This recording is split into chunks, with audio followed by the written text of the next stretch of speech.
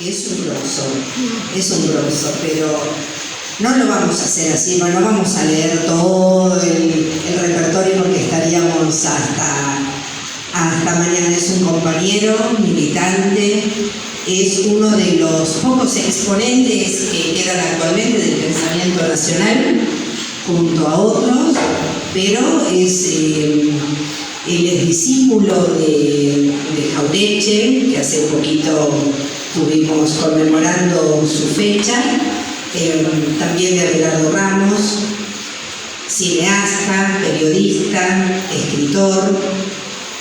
Y bueno, a mí en forma personal lo que más me conmueve de él es esto de que está militando el pensamiento nacional en estos tiempos tan complicados donde todo es confusión y no sabemos muy bien a veces cuál es el horizonte. Sin más, Julio, muchísimas gracias por estar acá. Es un porteño de ley. Imagínense, miren el saquito que se trajo, ¿no? El calor no me permite. Claro. Entonces él es un porteño de ley y se vino acá al lejano oeste a charlar un poco con nosotros. También quiero aclarar que esta presentación fue declarada de interés municipal por el intendente municipal Mauro García, así que después les vamos a hacer entrega del decreto correspondiente. Bueno.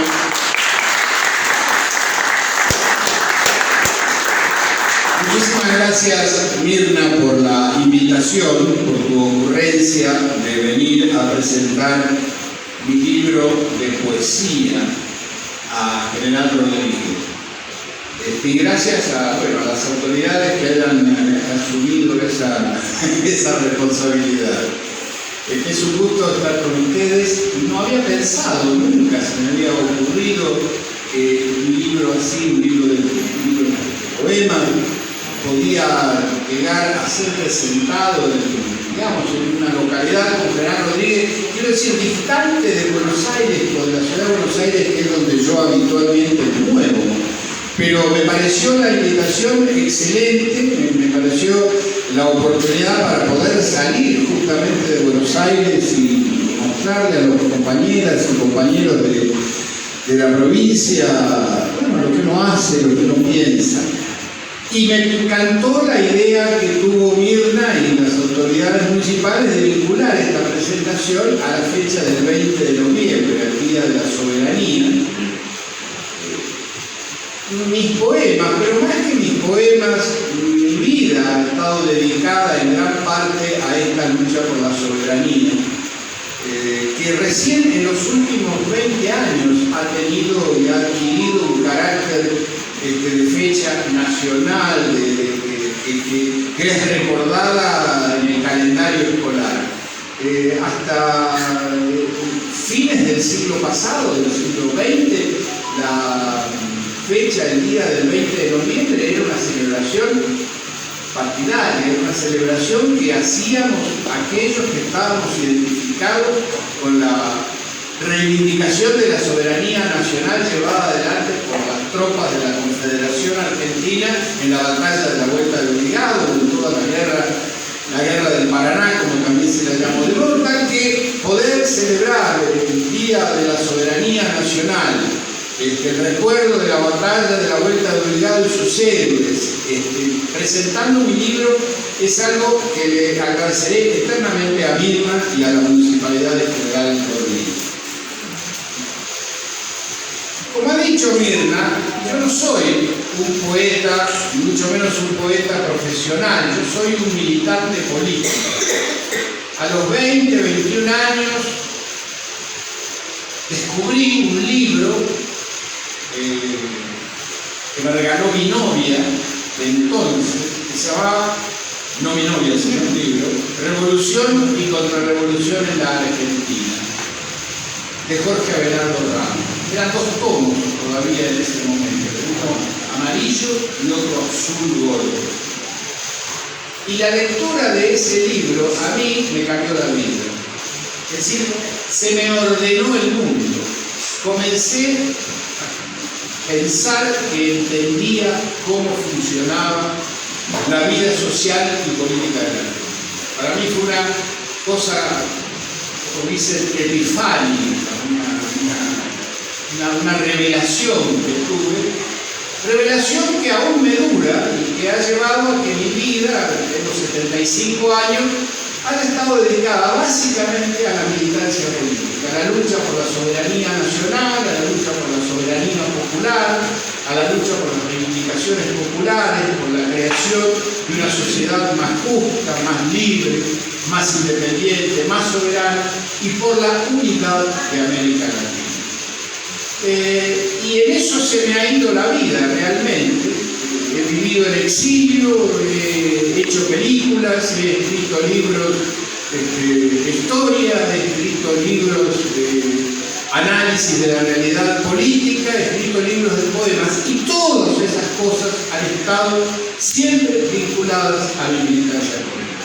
Fuera de esa militancia política, fuera de esos ideales que asumí a los 20 años, he tenido mis amores, he tenido mis hijas, he tenido mis nietos, y todos ellos han estado siempre impregnados de estas convicciones, de este convencimiento de que la sociedad puede ser cambiada para que todos vivamos en un mundo mejor.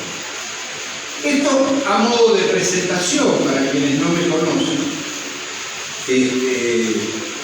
y explicar en qué condiciones entonces se me ocurre publicar un libro de poesía. Hay cosas que uno puede expresar con claridad conceptual, con datos, con citas al pie de página, con una prosa explicativa que formula preguntas e intenta dar respuestas. Y esos son en general todos los escritos que uno hace sobre la vida política argentina y latinoamericana. Pero hay cosas que a uno le pasan en el fondo de su alma que no las puede expresar en esos términos y recurre entonces a otras formas de expresión como es la poesía, que se basa en juegos verbales, en metáforas, en cosas que a veces no pueden ser expresadas simplemente con el sustantivo. Y esta actividad, la poesía, a mí me ha acompañado desde los 15 años, desde el momento en que en el colegio secundario apareció la materia literatura. Cuarto año, estudiábamos literatura española. Yo fui a un colegio de cura. Estudiábamos, literatura española y ahí me apareció esta atracción por la poesía, este interés, esta sorpresa, esta especie de encandilamiento que me producen las palabras bien entreveradas. Cuando en quinto año estudiamos ya literatura latinoamericana, en esa época se estudiaba bastante ambas literaturas, estudiaban las biografías de los escritores, etc. Descubrí a partir de ahí el mundo de la poesía latinoamericana, básicamente a partir del modernismo y del Rubén Darío. Y desde ese entonces he escrito poesía y me he encandilado con los poetas como Nicolás Guillén, como García Lorca, digamos, cada uno como Pablo Neruda, cada uno de ellos me ha dejado cosas, me ha dejado ideas, me ha dejado imágenes en el espíritu que me han acompañado durante toda la vida. Y siempre digo escribir poesía. La poesía, que no es un poeta profesional, si es que esta profesión existe como tal, son cosas que muchas veces son sometidas, como decía Carlos Marx en uno de sus escritos, a la crítica de las ratas. Es decir, desaparecen, se pierden, uno se muda y se deja las poesías en un cajón. Pero de todas maneras, pese a mis múltiples mudanzas de continente, he logrado conservar algunas que se han logrado superar la crítica de las ratas, y pensé que era bueno, después de la pandemia, después de ese momento del encierro, del ensimismamiento que tuvimos que vivir cada uno de nosotros a efectos de evitar las terribles consecuencias de la misma, sacar un libro de poemas, recopilar aquellos poemas que había escrito a lo largo de los últimos 40 años, poemas que había escrito en mi exilio en Europa, en Estocolmo, Suecia, que había escrito más atrás en Tandil, cuando iba a la escuela secundaria, o algunos que escribí en Caracas, Venezuela, en Buenos Aires. Y que había algunas de esas cosas que valían la pena, que tenían un valor en sí mismo y que podían ser puestos a la lectura de mis compatriotas, que sabrían seguramente entender de qué se trataba. Esto es lo que significa para mí, y espero que para ustedes, este libro, Gozos y Dolores entre dos siglos.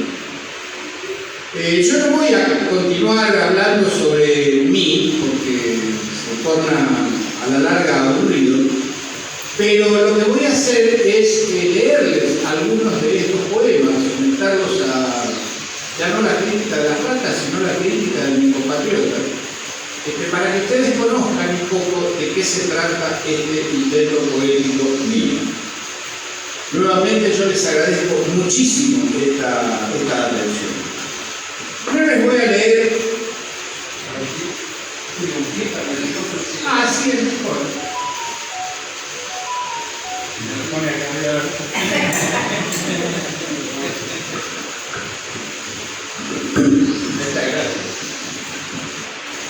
Ahí estamos.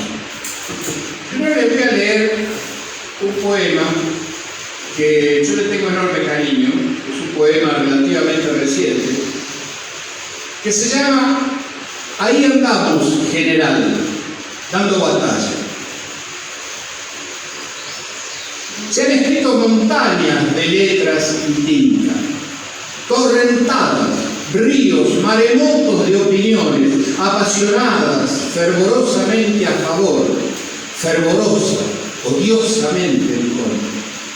Versos resistentes improvisados en los estadios, cantos épicos y chuscos lanzados al viento de las multitudes, platónicos, idealistas sonetos, rítmicos y pausados versos alejandrinos, odas clamorosas que celebran epifánica aparición, aquella hoy lejana tarde de primavera, cuando era octubre y parecía mayo. Discursos diquirámbicos de fáciles imágenes, vituperios soeces de oscura retórica, juicios, análisis, críticas, estudios, investigaciones, tesis y tesinas, novelas y ensayos, definiciones y condenas. Yo lo tuve ahí, general Juan Domingo Perón, sentado delante de mí, fumando uno tras otro los whiskys que había traído de España. Era joven, como lo éramos todos entonces, menos usted, general, que era el viejo. Durante una hora nos habló del mundo, de su sistema de intereses y enfrentamientos, de la pugna de los pueblos por alzarse en su dignidad plena, de la lucha entre las grandes potencias, del África y del Asia, nos habló, general, de Cuba y de Perú, del Brasil y sus militares antiargentinos, de Chile y de Bolivia, nos habló también, general. Lo miraba, general, casi como si fuera la historia misma, la que se sentaba ahí, delante de mí, ese mediodía en Vicente López. Me guiñó ese ojo guiñador que subrayaba un chiste, esa voz ajada que era, como su rostro, una seña de identidad, escuchada en grabaciones clandestinas, en reportajes radiales, en entrevistas televisivas, en imitaciones profesionales, en El Compañero, que al imitarlo quería hacerlo presente. llenaba el cuarto soleado y rendía a casi 20 años de extrañarla, a casi 20 años de pelear, de morir, de esperar esa voz inconfundible y acada. Ahí estaba el general, que había sido elegido 2 veces como presidente y que todos queríamos que lo fuese una tercera vez. Ahí estaba el Pocho, amado, odiado, caricaturizado, sin su motoneta, sin su gorrita con visera que se llamaba Pochito. Ahí estaba solo, pero en su voz se cifraba la voz de millones, la esperanza de los desesperanzados, la memoria de los olvidados, el pan de los hambrientos, el amor de los despreciados. Se suspendió el tiempo ese mediodía. Duró una eternidad y sigue durando. Ahí estaba el anciano exiliado con su cortesía criolla, con el cuero sabio de Martín Fierro frente a sus hijos y la socarronería de viejo Vizcacha de sus enemigos. Las órdenes de ese general septuagenario todavía no se cumplieron. Ya me estoy acercando, general, a su edad en aquella reunión que la memoria no abandona. Y los hijos y los nietos de quienes vivaban su nombre en aquellos años siguen gritando ¡Viva Perón! En días de dolor y en días de alegría. Un ejército de hombres y mujeres por nacer siguen recibiendo en esta tierra esas órdenes marciales que usted, general, lanzó hace ya 7 décadas y nos hizo creer, el arte de la conducción, que era fácil cumplirla. No, por cierto, no nos ha sido fácil llevarlas adelante. Y vaya a saber usted, general, si lo logramos. Pero su voz, que todavía recordamos e imitamos, nos grabó en el alma la patria. Justa, libre y soberana nos indicó desde el vamos. Latinoamericana nos confirmó después. Y ahí andamos, general, dando batalla. Estamos entre compañeros y vamos a aprovechar a sacarnos los gustos. 100 años. Seguramente hoy es un día de discursos, de carraspeos y palabras solemnes, recordando a una muchachita linda, criollita, que pasó por la vida burlándose angelicalmente de los discursos, de los carraspeos y las palabras solemnes. Venía de lo profundo y olvidado de la patria, de lo bastardo, lo entenado, una chancleta sin padre, la hija de la otra, la de afuera, la de la segunda casa, esa institución romana que aún conserva el continente. Y se alzó a pura fuerza imputeada, a puro ser hembra decidida y hambrienta, para convertirse en la reina de millones de mujeres como ella, olvidadas en las orillas de los pueblos y ciudades, limpiadoras eternas de baños ajenos, cocineras permanentes de cocinas deslumbrantes, mientras en la casa la económica a leña recalentaba los guisos. Esas mujeres, siempre de negro por muertos ya olvidados, encontraron en su sonrisa y en el rubio de peluquería de su cabello la esperanza, la bandera, la existencia y el sentido. 33 años tenías cuando te moriste, y el llanto, el temblor y la angustia volvieron a empañar a tus grasitas queridos, lustrosos como estaban de saber que ahora existían, que ya nunca volverían a la oscuridad del altillo, donde se esconden los hijos no deseados, los monstruos, los vástagos de un error o un desvío. 100 años cumpliría, negrita, y no hubo un solo día desde que te fuiste en que un negro de mierda, una sirvienta sucia de mugre ajena, una obrera injuriada, una desahuciada, no haya pronunciado en el silencio de su cerebro: si Evita viviera. No haya pensado en vos, no te haya recordado iracunda y vibrante, glamorosa y sonriente con tu vestido de Dior, hundida en el abrazo tierno con el hombre que junto con tu pueblo te convirtió en Evita.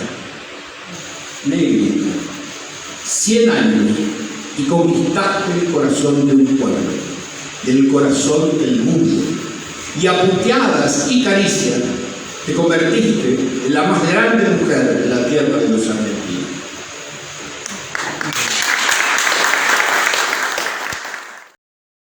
Dice el poema en la presentación: estas líneas fueron escritas en la noche misma del golpe de Estado en Chile. Pero ahora había vuelto a su patria y el pueblo, volcado en las calles, celebraba su retorno a la presidencia. Había esperanza incluso en esa triste noche. Gloria a ti, heroico compañero presidente. Ha caído Salvador Allende, víctima del verdugo oligárquico que regó con sangre patriota la tierra americana. Ha muerto el compañero presidente. Chile se alzaba en un puño contra el bárbaro asesino de Vietnam. Después del sacrificio de Camilo, cuando las entrañas de tu amigo Ernesto se confundían ya en el estaño altoperuano, cuando el soldado boliviano, ya sin posible defensa, se retiraba del trágico altiplano, Chicho, tus obreros abrían un tajo en el futuro y ya Cuba no estaría tan sola en su isla verde. ¿Cómo fue tu muerte solitaria? ¿Con qué gesto soberbio enfrentaste tu única derrota? Solo cuando triunfan las revoluciones merecen ser cantadas. El coro de lloronas que asola a toda América plaña por ti los llantos que vos nunca derramaste. Y que los organizadores de eternas derrotas industrialicen tu nombre por necesidad de mártires, sino de victoria. El viejo Trotsky volverá a retorcerse en su tumba cercana. Los ojos de Vladimir Ilich volverían a encenderse de ira. Una raza de enanos que reemplazó a los héroes ha convertido a la paz en una palabra obscena. Gloria a ti, compañero presidente. Hoy nuestra patria grande sufre un amargo duelo, pero Fidel sigue en Cuba y hace lo que puede. En la tierra del Inca ya no están los gamonales. En mi Argentina bárbara e ilustrada, mi pueblo ha vuelto a conquistar su destino. Gloria a ti, heroico compañero presidente. Buenos Aires, 11 de septiembre de 1973. No están garantizadas, lo mejor es esperar, resistir, transformar el tiempo en aliado. Jamás descender del ombú antes de hora. Getúlio Vargas. Fueron siglos de luchas y pasiones que no olvidarán los hijos de nuestros hijos ni los hijos que ellos vengan. Espectros nobles y heroicos de Ganga Zumba, del Gran Zumbí, de María Quinterio de Jesús, disfrazada de soldado Pereiro, de Antonio, el consejero de Canudos, enfrentados en lucha eterna con los espectros despreciables del sangriento bandeirante, del miserable mercador de yorubás y congos, del fiero violador nocturno en la Sensala. Fantasmas abismales de empolvados doctores masónicos, de violentos coroneles facendeiros que con Comte en una mano y el látigo en la otra pretendieron con soberbia de terratenientes construir a civilización brasileña. Ese imperio y esa república europea en el medio de un continente de tucanes, pelícanos, orquídeas, magnolias gigantescas, arañas como puños, prodigiosas anacondas, un reino donde la sangre blanca de la hebrea brasiliense, extraída a tajo de machete, le puso ruedas a Henry Ford, y el amargo grano que crece bajo el sol de Capricornio le puso desayuno al breakfast de huevo y tocino de Arkansas y New Jersey. Todos ellos se han despertado esta noche porque saben que esa lucha que empezaron hace 500 años vuelve a repetirse con la pertinacia de una neurosis, con el ritmo preciso de una obsesión, con la obstinada insistencia de las nuevas quilombolas, de los iluminados en los que han vuelto a manifestarse los dioses del Olimpo africano, los viejos orishas que hoy habitan tus ciudades gigantescas, con la misma presencia con que en Benín, en Angola, en la tierra de Oshú, signaban la vida de esos hombres y mujeres que lograron soportar las cadenas, el látigo, la sentina y el olor a carne humana dolorida. La tierra de los bandeirantes vuelve a ser el centro de la tierra. Intentarán engallolar a Lula, enlularán la gallola, para que la historia vuelva a repetirse.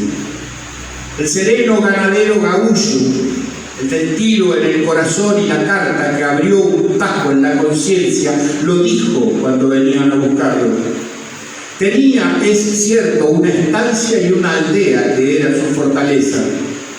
Este pernambucano del carajo no tiene una aldea, tiene una clase, 500 años de injusticia y una pelea ganada contra el hambre de millones, contra ese mapa que dibujó Josué de Castro, su compatriota. Que no se baje del ombú antes del tiempo, que el tiempo sea su aliado, junto con los brazos, el corazón y el cerebro de sus millones de amigos. Ese pueblo que ha aguantado 500 años rezando a sus dioses, creyendo en sus santos, llenando de música al mundo entero, sabe que las injusticias siempre, siempre, siempre se pagan. Buenos Aires, 5 de abril de 2018, la noche de Mateo Rosa. Tengo un poema que se llama El Topo. Dice así: El Topo. Fue hace casi 20 años, en el más inesperado recodo de la historia. Ese maldito topo jamás nos ha dado seguridad alguna. Simplemente aparece cuando no lo esperamos.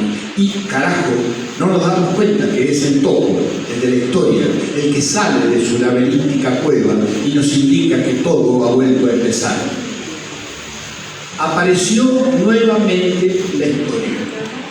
¿Qué historia? Esa historia, ese gran relato del que todos fuimos relatores, que todos nos contamos, que todos contamos alrededor del fuego, en la cama, durmiendo al hijo.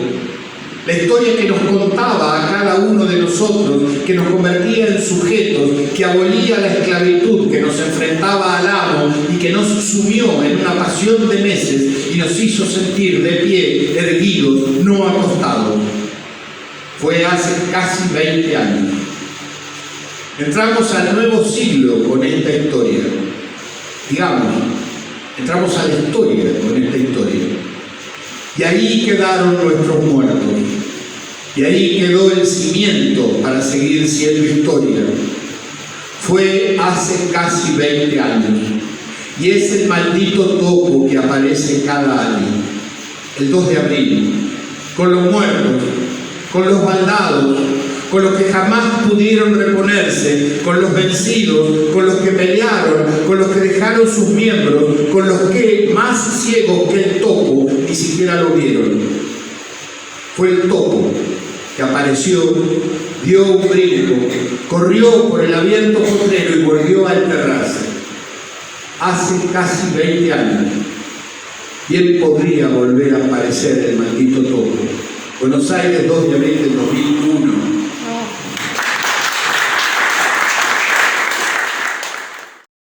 En versos de 11 sílabas, bueno, tiene una complicación extra y es muy divertido en esas largas noches de la pandemia ponerse a juntar palabras. Soneto a un hijo de los dioses. Aquella noche en Villa Fiorito descendieron Apolo y Dionisio para dar con su presencia auspicio a misteriosa concepción del mito. Con el vuelo que Apolo dejó inscrito en tus pies estallaron en bullicio millones de hombres que gracias al juicio de Dionisio te creyeron bendito. Tardes apolíneas y madrugadas dionisíacas, con una bribona mano se alzaron las agrietadas conciencias a las que una sajona traición había dejado hollada. Fue un héroe, Diego Armando Maradona.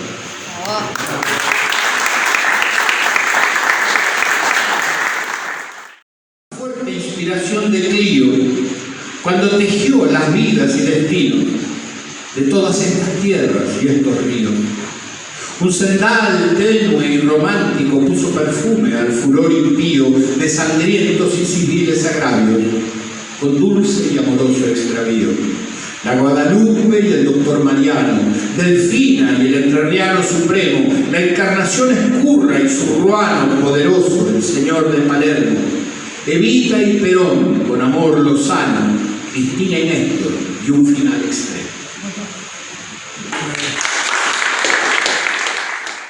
¿Acaso soy todos estos libros que me rodean? ¿Soy tan solo estos recuerdos?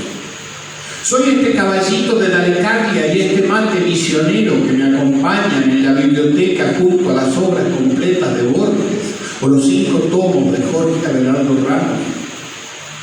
¿O quizás soy acaso los kilómetros de película que se enrollan en mi memoria, desde el atardecer en que vi la fuente de la doncella, hasta la noche en que una mujer que amé expuso el huracán de su alma insomne, cuyo rigor había conocido 24 fotogramas por segundo? La pregunta que esta noche me asalta es si soy esa imagen de Lenin, comprada en Varsovia, o esa fotografía de Perón que me sonríe desde la biblioteca mientras Marechal chupa siempre de su pipa y Bicéfalo me recuerda que alguna vez lo merecí. Sé que soy otra cosa que este malón de objetos. Sé que soy otra cosa que esta pregunta obsesiva y permanente sobre nuestro destino. Sé que he sido feliz, sé que he sido valiente, sé que enfrenté la vida con alegría y coraje. Esos libros y esas pequeñas huellas de una vida, esas imágenes y esos talismanes de la memoria, solo intentan convertir en objetos permanentes la fútil, la vana, la evanescente huella de un pie sobre la arena.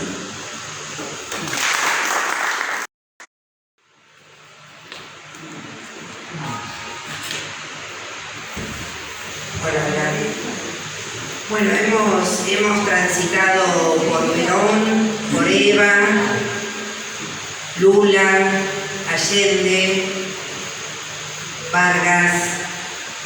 Bueno, hemos transitado la América, me parece, escuchando estos poemas. Y no sé si quieren alguno más antes de comenzar a charlar, como para cerrar la lectura. ¿Alguno bien peroncho tenés por ahí? Más peroncho. Claro, ahí no sé si trajeron los pomos, pero por ahí, bueno, uno como para cerrar. Y después charlamos y preparen preguntas. Bueno, Julio es cineasta, actualmente es director del Archivo de Radio y Televisión, así que es un libro abierto. Lo que se les ocurra pueden preguntar, lo que van a charlar amablemente con él. Bueno, les voy a leer una despedida que le hice a un gran amigo de General Rodríguez. Además, vinimos juntos en alguna oportunidad hace unos años, que lamentablemente falleció, que murió, que fue mi gran amigo, con el que hicimos muchas cosas hermosas, nos divertimos mucho, sufrimos mucho, nos peleamos, nos reencontramos, hemos tenido una vida juntos. Y se llama Jorge Cosio, fue el secretario de Cultura de la Nación. Fue el secretario de Cultura de la Nación de más larga gestión, el que más años estuvo en el cargo. Una larga despedida a un amigo de largos años. Era ayer cuando contaba el largo adiós a un amigo que respiraba muy suave en un sueño sin fisuras que anticipaba la muerte. Y hoy me he despertado con que es un sueño eterno el que duerme desde hoy. Los años que han transcurrido han sido como 50. Nos conocimos la tarde en que nació Guadalupe. Me recordaste sonriente muchísimos años después. Esos años nos unieron en la pasión y el combate por una patria que aún no es igual a nuestro sueño. Este amigo que aquí estaba fue, ante todo, un combatiente, político, artista y amante de la vida y la belleza.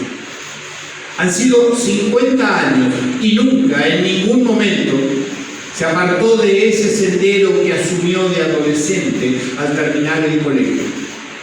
La patria, la clase obrera, el pueblo y el continente le imprimieron el sentido a su paso por la tierra. El amor y la alegría de disfrutar esta vida y el amor que recibió y el amor que despertó lo han envuelto en terciopelo. Vive eterno en la memoria de todos sus compañeros. Los que con él esquivaron aquellos tiros de Ezeiza en un tiempo de otro siglo, cuando era Perón, bandera y sueño la patria grande. Todos los que lloraron con el destino de Mirta y Enrique, el expatriado, y los que se ilusionaron con que era peor fundar un banco que asaltarlo, y vieron a un general delirando por la fiebre y soñando liberar a todo un continente. Todos esos argentinos hoy se han juramentado en que nunca el olvido arrastrará su memoria. Y los hombres y mujeres de ese barrio en Barracas, humilde y olvidado, al que le llevó el despacho de un ministro de Cultura, lo recuerdan con ternura, lo abrazan con sus palabras y guardan en ese cofre de la popular memoria el nombre de este hombre que aquí intento despedir. Muy difícil se me hace, al nombrarlo, se me aleja. Jorge Cosia se ha llamado y solo vivió para honrar la patria en la que nació y servir a sus paisanos, sus iguales, compañeros. En la villa de Barracas siempre vivirá su nombre. Buenos Aires, 8 de octubre de 2020. Una persona que yo me acuerdo en aquel momento hizo muchísimo por el pueblo ligado. Acércate más el micrófono que no oye la No, a la boca, a la boca. la boca, de frente. Ahí. Ahí. Una persona que se ocupó mucho de eso fue Cafiero.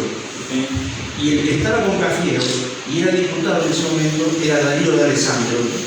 Hicieron muchísimo por el pueblo ligado. Y otra cosa que después, cuando lo siguió hablando, me nombró casi todos mis ídolos. Nicolás Guillén, ni negro ni blanco, como dice. Y después otro que nombró, en ese viaje, Camilo Cienfuegos. Ajá.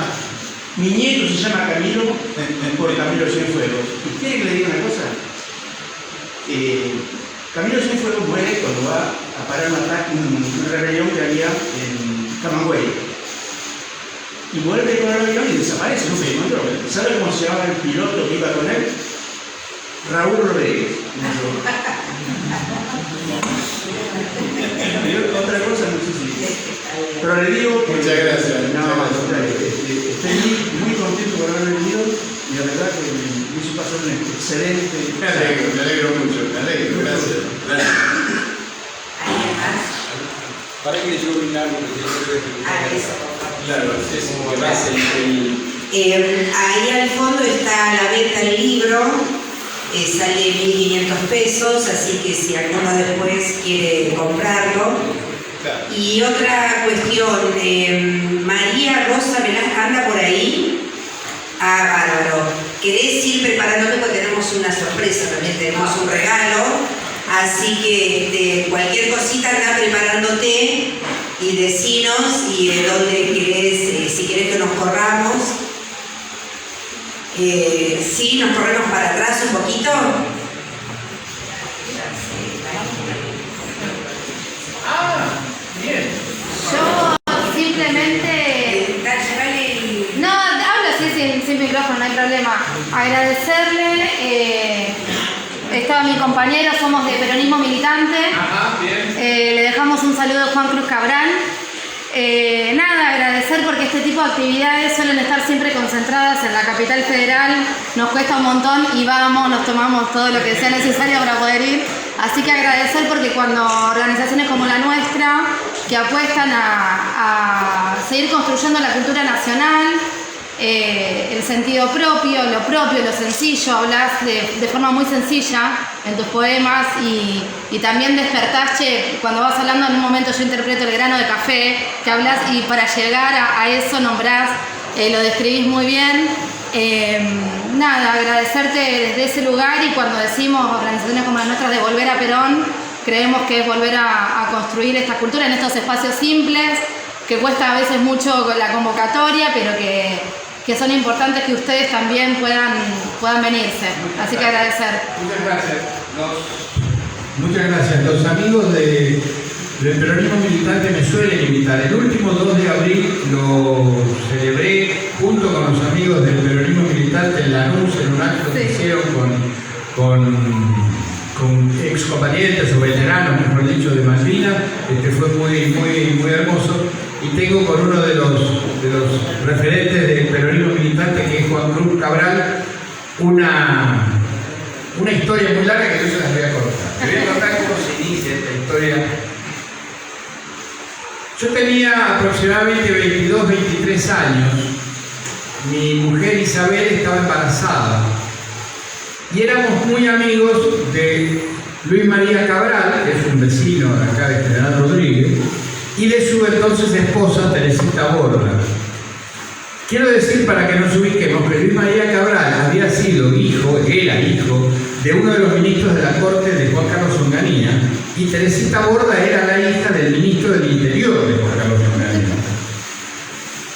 Y resulta que Teresita Borda estaba también embarazada. Estaba embarazada como mi mujer Isabel, más o menos de la misma fecha. Y estábamos en la cama un día sábado con mi mujer, con Isabel, persona, y está en la televisión la madre de Teresita, que era una señora muy fina, que era la presidenta de la ALCEC, la Liga Argentina de la Lucha contra el Cáncer. Una cosa muy paqueta. Estaba con el programa de Ana María Musni, con él. Y entonces Ana María Musni presenta a la señora de Vitón de Borda, que tiene 3 hijos, y entonces dice la señora Vitón de Borda: bueno, ahora tengo también un nieto. Y ahí nos enteramos que había nacido Juan Cruz. Que es mi amigo Juan Cruz Cabral, el hijo de Luis María Cabral, que es uno de los referentes importantes del peronismo militar. Así que les dije, tienen ustedes un secreto de Juan Cruz que les he contado públicamente. Vamos a contar. Si nos podés contar algo de tu obra como cineasta. Sí, bueno, sí, cómo no. El tema es así: cuando yo volví cuando yo estaba en Suecia, exiliado, viaja un amigo mío, Jorge Cosia, a quien he hecho este homenaje, viaja a Suecia y me dice que están estudiando y terminando la carrera de director de cine en el Instituto de Cine que tenía y tiene aún hoy un instituto de formación cinematográfica.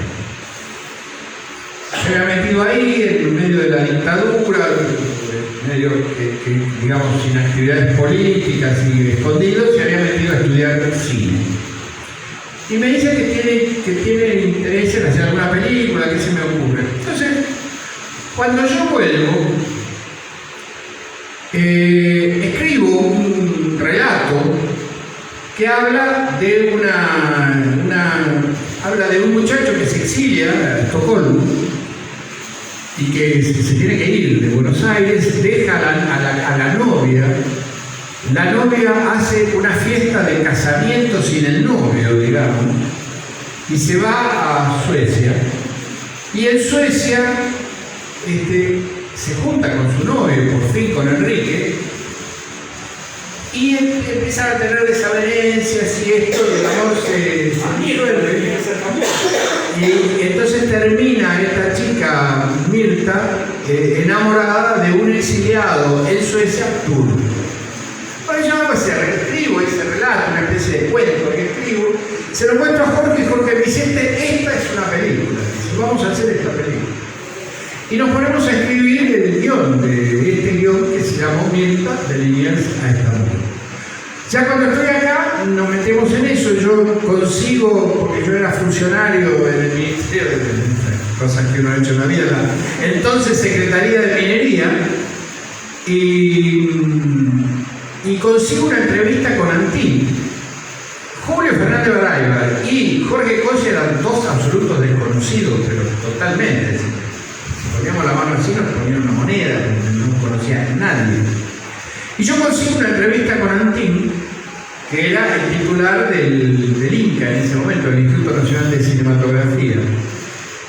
La cuestión es que conseguimos que el instituto lo convencimos a don Manuel, que es una gran persona, un gran tipo, lo convencimos a don Manuel de que nos diera crédito, la plata suficiente para hacer una película, que era una película altamente ambiciosa, porque era una película que había que filmar en Buenos Aires, en Estocolmo y en Estambul, con dos tipos que a la pena les quiero contar.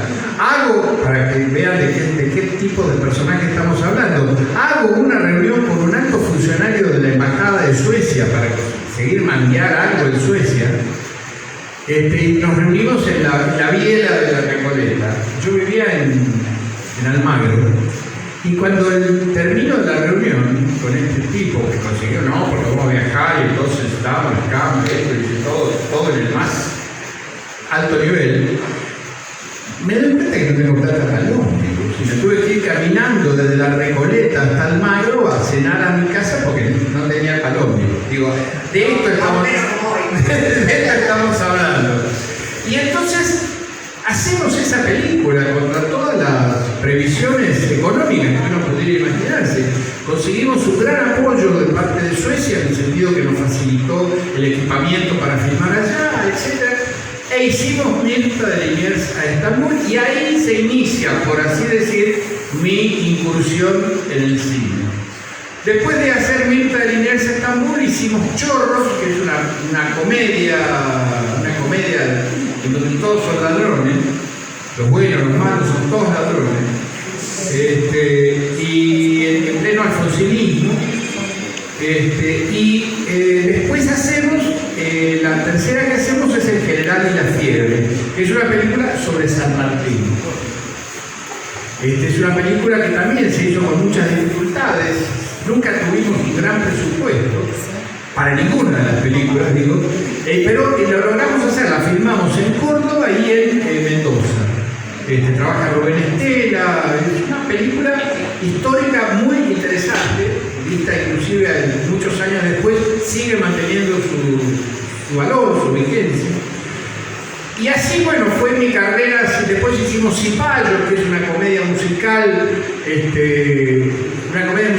género que el cine argentino no ha frecuentado mucho, en la que lo que ocurre es que después de Malvinas los ingleses invaden Buenos Aires, ocupan Buenos Aires y prohíben el baile del tango. Y los patriotas, digamos, resisten bailando el tango. Que es una apelación a la batalla cultural, bueno, todo eso que ustedes se imaginan. Bueno, y en el interín, ya como realizador, yo hago el único documental que existe sobre Arturo Jauretche, que se llama La ceniza y la brasa. Que por ahora es el único documental, está en internet, si lo buscan. Una película dura 1 hora y pico, y bueno, van a ver testimonios de gente que hoy ya no está con nosotros, porque la película la hice en el 95, a los 20 años de la muerte de don Arturo, que murió en 1975. Esos han sido mis 6 o 7 pasos por el cine. Fui productor ejecutivo de Javier Torre en la película Lola Mora, diversas cosas durante unos 10, 12 años me dediqué al cine y de ahí es mi amistad con Galentini, el amigo Galentini que me mandó saludos hoy a través del amigo. Yo le pregunté a Galentini, yo no lo conocía, y le digo a Galentini, voy a verlo, desde ya, dice, la verdad me aconsejó muy bien. Me alegro, voy a agradecerle a Galentini. No, es larga ahora, siempre es larga. Esa ha sido más o menos la aventura cinematográfica que hemos hecho en la vida. Bueno, amigos, ¿algo más? Hay Pablo. ¿Qué estás leyendo el libro? Ahora estoy leyendo, mira, justamente digo porque es una asociación de ideas que tuve cuando me mostró Mirna un poco el museo. Estoy leyendo una biografía de Martín de Güemes. Sí, una biografía de un salteño, Cornejo, todos los salteños son Cornejo, sobre don Martín Miguel de Güemes. Muy interesante, muy buena, por otra parte, muy buena. Hay cosas que no sean escritas por nadie. Eso es lo que estoy leyendo ahora.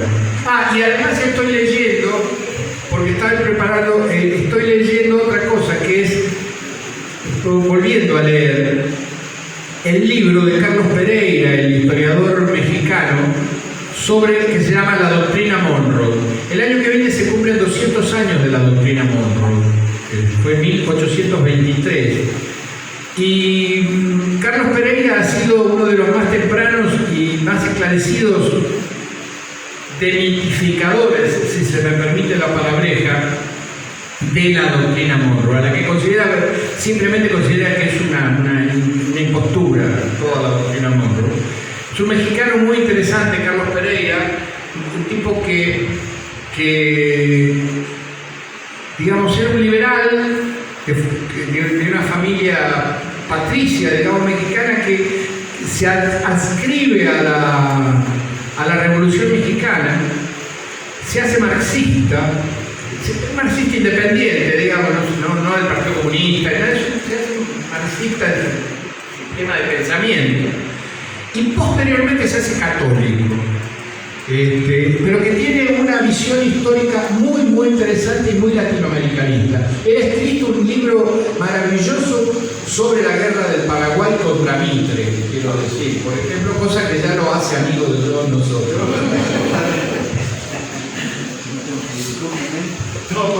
Gracias Raúl, gracias. Bueno, muchísimas gracias.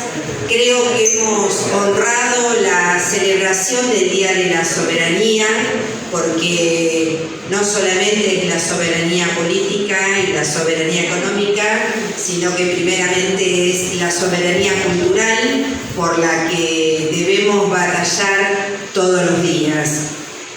Bueno, si María anda por ahí, nos vamos preparando, nos corremos un poquito.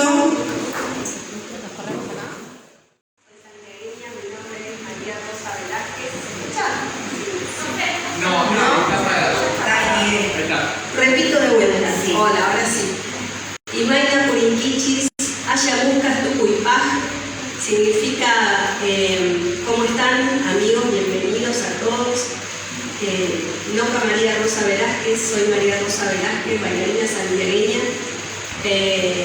Y nada, hoy les traigo una sambita de allá del Pago, en un estilo estilizado. Espero que les guste. A ustedes también, dedicada para todos ustedes, con mucho respeto y mucho amor. Gracias.